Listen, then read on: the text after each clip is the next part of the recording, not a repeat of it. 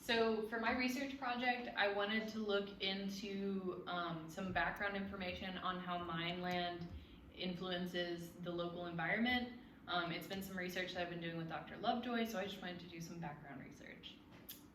So to begin this, I wanted to talk about the Surface Mining Control and Reclamation Act, which was put into place in 1977, and they are intended to regulate the surface mining reclamation of the area and just remediate it back to its approximate original contour, as they put it.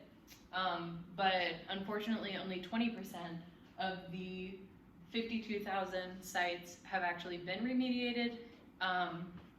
It can be pretty cost inefficient to do, and since this is one of the most disruptive and vigorous disturbances, it is really hard to put back the way it was. So oftentimes the way that mining goes is they clear out the forest and remove the top layers of soil and compact them, which leads to a lot of sediment runoff while they're operating, and especially afterwards if they aren't quickly rehabilitated. The sediments tend to be washed out into local aquatic environments, and in the case of the Camp McDowell area, which is what mine is focused on, this is the mine land and this is Camp McDowell. This is heavily concentrated in iron and removes a lot, or it washes tons of iron into the local environment, and this can be a positive thing in natural situations because iron is a natural chemical cycling process in aquatic environments, and it is important for the phytoplankton, and it can be a limiting factor for them. But a lot of the times in mine effluence situations, they are too heavily saturated particulate matter that go into the waterways and can deplete osmoregulation, metabolism, and can suffocate a lot of the invertebrates in the water. You can tell, and it can also cause an overproduction of phytoplankton, which blocks a lot of the light in the area. It stagnates the water and it acidifies the water, which are all very problematic for the aquatic species that would naturally not want those in their habitat. And when there is an overproduction of plankton, it causes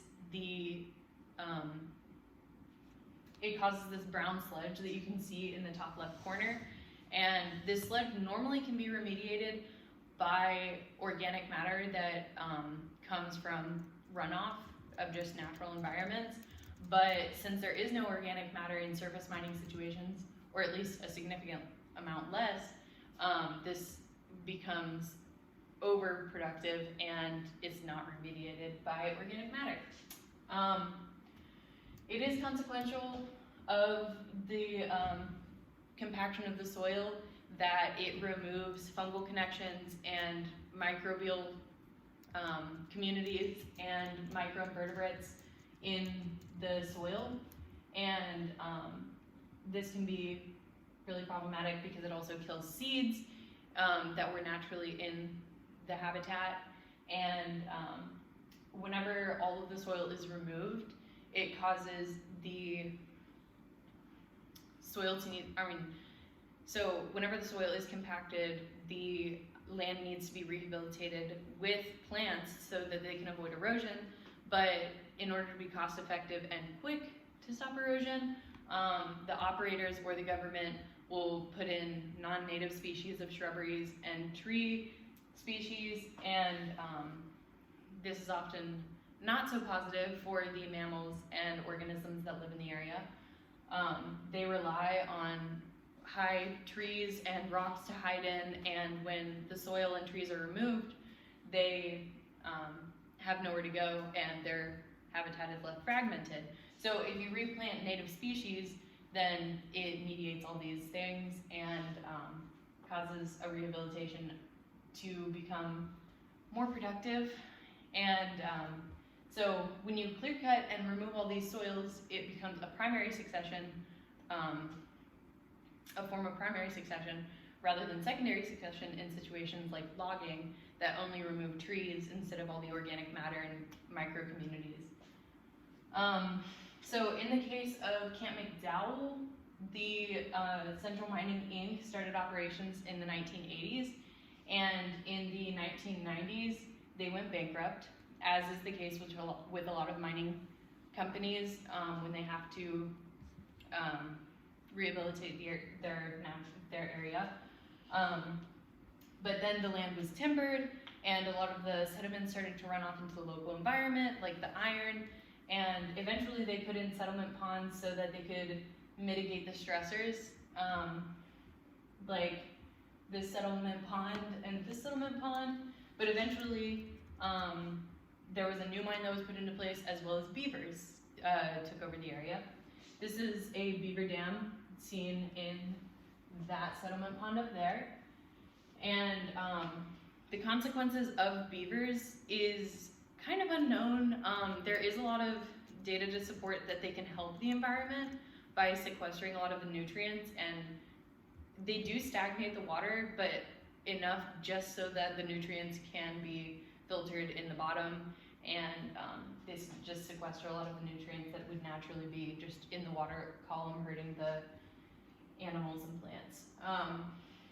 But it's gonna have to take a lot more research and field work in order to figure out how this has actually affected it. So we're gonna be doing, so this was more an exploratory look at how it could affect it, how it could affect the area, but we're gonna have to go in and look at, and do land surveys to see how the canopy has been affected, and how macrophytes and plant communities have changed in the water, as well as invertebrates and nutrient levels.